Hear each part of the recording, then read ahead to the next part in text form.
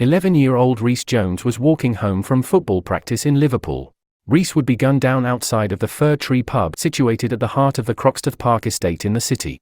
The murder of this young boy would spark one of the biggest investigations in Merseyside police history. It would expose a bitter gang rivalry in the local neighbourhood, and it would horrify Rhys's family, who had lived on the estate for 17 years. The Croxteth Park estate was an illusion. It looked visually appealing, with well-kept houses and recreational space. The estate was large, but had a community feel to it. It had the Fir Tree pub and a strip mall style of shops, where most residents frequented on a daily basis. One of the families living on the Croxteth Park estate was the Jones family. Rhys was the youngest member of the family. Rhys was described as energetic and happy by his mother. He was a prankster who loved football and supported Everton FC. Rhys showed tremendous potential at the sport and trained alongside other children at a nearby park on his estate.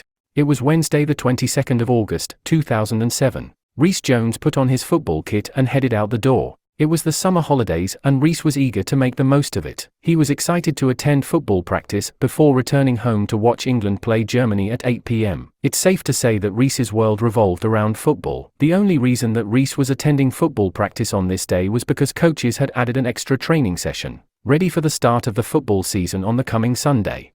Rhys's football practice took place in a field behind the pub and strip mall style of shops on the estate. Rhys felt comfortable and safe because he was surrounded by friends and supportive coaches. He was less than a 10-minute walk from his house. Rhys spent the next hour training and playing football. However, it was now time for him to pack up and leave. Rhys had the option to travel back home in his coach's car, but he decided to walk instead. His route home took him across the Fir Tree pub car park. The pub was busy on this night, as football fans prepared to watch England later on. People inside the pub heard what sounded like a gunshot and soon went to investigate. Looking outside, they noticed Rhys lying on the ground. A woman working at the pub tried administering first aid, but it was already too late. Rhys lay in a pool of blood and was unresponsive. His coach had been driving by, with Rhys's friend spotting him on the ground. They pulled over and went to help Rhys, unaware that he'd just been shot. Hysterical, Rhys's coach called an ambulance before phoning another football enthusiast, in a bid to find Rhys's home number.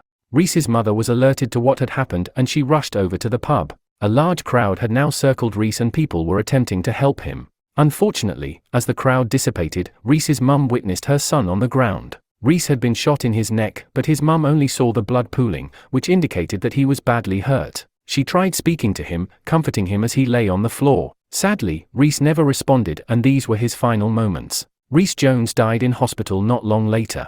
Merseyside police began their investigation, and immediately could tell that it was unlikely that Rhys had been the primary target of the shooting. Like many cities, Liverpool is infested with an underlying gang culture. Hidden beneath the surface, two gangs operated in the area. Rhys's family had been aware of the gang culture but never expected it to impact them. Tragically, gang culture spares nobody. Youths from Croxteth Park estate, known as the Crocky Crew or Croxteth Young Guns, had a rivalry with youths from an estate called Norris Green, who were part of the Strand gang. The estates are divided by a long road and members would routinely cross the border to attack one another, with some members even living in what is considered rival territory. It has been said that teams would be set up by girls or just be attacked based on the gang that they were part of. Basically, a tit-for-tat style feud. In recent years, the younger generation had cranked up the war by using guns. They posted videos of guns onto social media and garnered clout amongst their peers for harming others. It was typical gang-banging culture and the beef was now turning deadlier. Police knew that two teens had been riding their bikes across the car park and the shooter had tried gunning them down. At the same time Rhys was walking by. The shooter had fired 3 times, with the second bullet hitting Rhys in the neck. The shooter had been bold and brazen in his approach. He had rode over on a bike from what appeared to be the Norris Green estate. This demonstrated that he was there for a reason and was probably trying to claim ownership of the territory to show the teens who ran the show. He was looking to prove a point because the teens were on his gang's turf. Pub CCTV showed that he had tracked the teens, following them to the car park. Upon letting off shots from a revolver, his terrible aim indicated that he wasn't worried about gunning down innocent people or rivals. Rhys's murder occurred in broad daylight, with many eyewitnesses around to witness such a senseless display of violence. The crime really goes to show you the savage reality of gang banging and how it spares no one. Teens killing innocent people who were just in the wrong place at the wrong time. Additionally, it goes to show you the destructive and chaotic outlook of gang members. You can go and throw your entire life away over an estate and take pride in the fact that you've killed other children for your gang. Tragically, many youths fall into this trap, finding the status and power associated with this street cred all too appealing.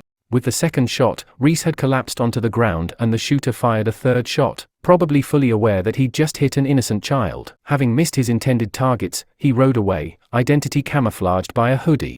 In a short space of time, literally a few days, police had a name. Shaun Mercer became the prime suspect for Rhys's murder. The 16-year-old had a criminal history and was violent, being associated with the Crocky crew. Rumors circulated on social media, with one of these being that Mercer had been the gunman. Mercer provided an alibi, with his mum vouching for his whereabouts. He would be released from custody when witnesses couldn't connect him to the murder. Also, bikes seized from his home didn't match to the silver bike shown on CCTV surveillance. Police still felt confident that Mercer was the killer of Rhys Jones, but there was no concrete evidence in the case.